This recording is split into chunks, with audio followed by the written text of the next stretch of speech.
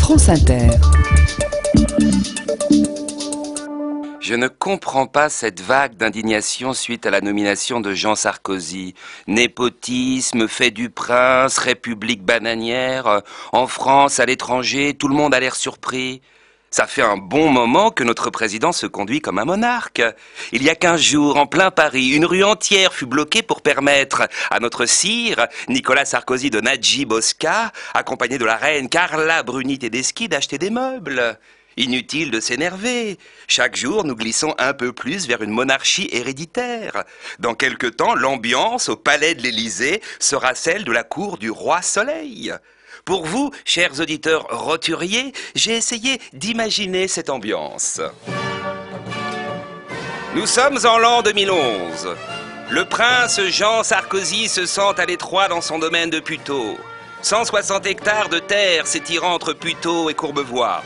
Il brigue désormais la présidence du Conseil général des Hauts-de-Seine, le département le plus riche de France. Le roi Nicolas a tranché en sa faveur. Ce sera son cadeau de Noël. Afin d'organiser l'élection du fils, toute l'aristocratie de la Sarkozy a été convoquée au palais. Arrivé en dernier, le prince Jean déboule dans la cour de l'Élysée sur sa monture. Un magnifique scooter 125. Très pressé, il a encore embouti plusieurs voitures de manants. Des gueux qui ont osé emprunter la même route que lui. Aux automobilistes qui protestaient, le prince a lancé « Portez plainte si vous voulez, ça n'aboutira pas. Mon père est roi, il va vous oxyre tous !» Ce matin, le prince est soucieux. L'horrible Laurent Fabius a encore ironisé sur son faible niveau d'études. Il est vrai que redoubler sa 2e année de droit, c'est la honte. Qu'importe ces envieux. Quand la crinière blonde du prince passe la porte du salon Murat, toute la Sarkozy baisse la tête en signe d'allégeance. Xavier Bertrand, ému comme une jeune pucelle, se met à genoux. « Relevez-vous, mon bon Bertrand, lui dit Jean. Est-ce que tout le monde est là pour mon cadeau de Noël ?»« Oui, prince, pratiquement tout le monde. Avez-vous remarqué que quand vous êtes entré, seul Jean-François Copé ne s'est pas incliné ?»« Comptez sur moi, Bertrand, je vais le dire à papa. Mais où est mon parrain, monseigneur Hortefeux ?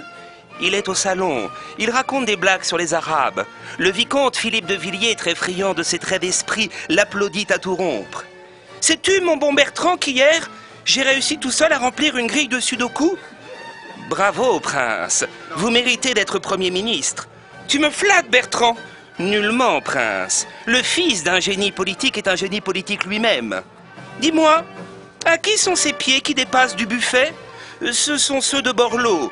Arrivé fort tôt, il a goûté pratiquement de tous les apéros. »« Arrêtez de parler en vers, Bertrand, c'est horripilant. »« Qui est ce traître au visage de Mérou ? » ?»« C'est monsieur Besson, voyons. Il a l'air usé. Tous ces charters d'Afghans, affrétés en pleine nuit, l'épuisent. » À ce moment-là, Frédéric Mitterrand, revenu tout juste d'un voyage en Thaïlande, fait son entrée. « Bonsoir, prince. » Il est accompagné de Kong, jeune correspondant thaïlandais. Le serveur, pensant avoir affaire à un enfant, lui propose une limonade. Le ministre de la Culture intervient. « Donnez-lui un verre de vin, Kong a 45 ans. » Arrivent enfin les Balkany, Isabelle et Patrick. Jean, c'est leur poulain, leur protégé, leur fierté. Dis donc ma couille.